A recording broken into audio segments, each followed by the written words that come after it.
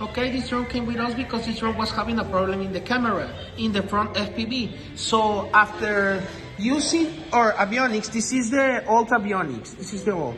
We're using a new avionics.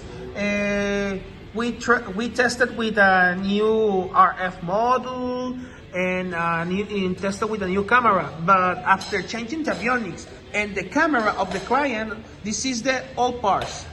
So this is the avionics and FPV customer. So we changed the avionics and the camera, and after change that, so we can see in the remote controller that now is working.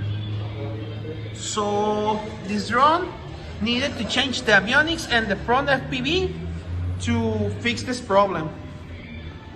So again, this is the serial number, the old parts,